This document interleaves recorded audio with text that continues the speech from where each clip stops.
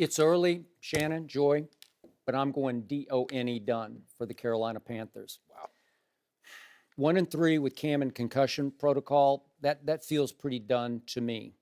1-3 with the defense that has fallen to 28th in the National Football League in points allowed. They were 6th last year.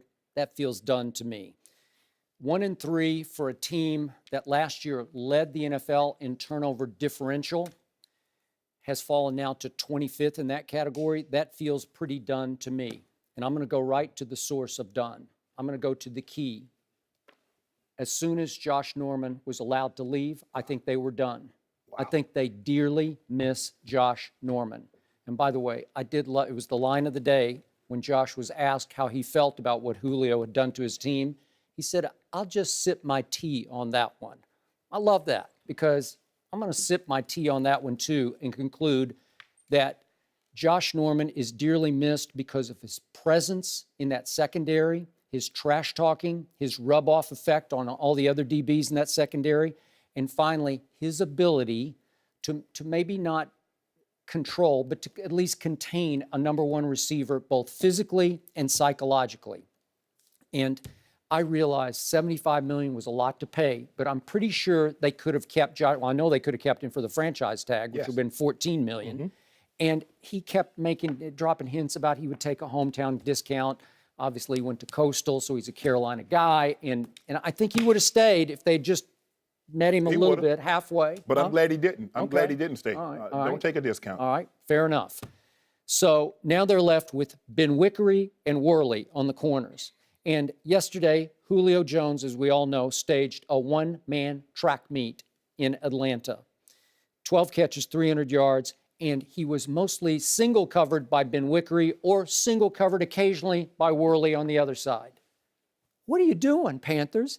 That's pride goeth before the fall. Mm-hmm. That's we're not going to swallow our pride. We're going to show you our corners can stand up to Julio. No, they can't. They got run over by Julio. And as you well know, last year in Carolina, Julio got caught 10 for 80. Mm-hmm. Not bad. They lost 38-0. And then at Atlanta last year, he caught 11 for 178 in week 15. Was Josh sipping his tea then? He was, I'll tell you what he was doing. He was at least containing him because the final score was 20-13 Atlanta. It was the upset of the year. It was the 15-1 upset. But again, did Julio have dramatic impact on the scoreboard that day? He did not. Did he have dramatic impact on the 48 they scored yesterday? You better believe he did. Did he have psychological trauma impact on the secondary yesterday? He did. Not so much last year because of Josh Norman. Because you look around and you say, oh, we got Josh on our side. Josh is still talking to him. Josh is not backing down from him. So you know you have a chance with Josh. You don't think in the end you have a chance with Ben Wickery covering Julio Jones single coverage. So again, I think they were done the moment they cut bait with Josh Norman. And plus Julio was in and out of the lineup because he's been dealing with that calf injury. He has not practiced in a very long time. What did he catch at New Orleans? One ball for 7 yards? He caught one. Yeah. And this is how you knew their offense, Atlanta's offense was good because they scored 45 and Julio only had one catch. But, Skip, I want to look at the other side of the ball because if you look at their offensive numbers, they led the league in scoring last year with 31 points a game. They're sixth right now at 27.3. But if you can pull up something on the monitor, I want the fans at home to be able to see this.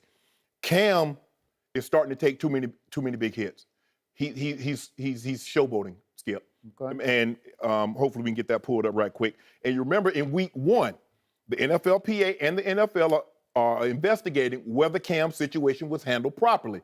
That's still an ongoing situation. But look at this, Skip. What is he doing?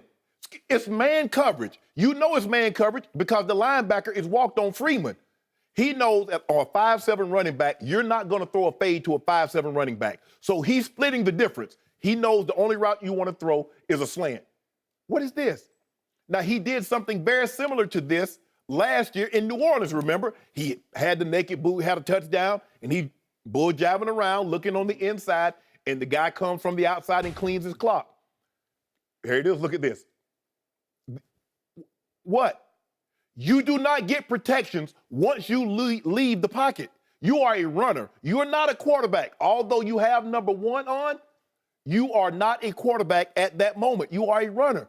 And I do not care how big, how strong, how fast Cam is. There's not a material known to man that if you do not hammer it enough, it will break.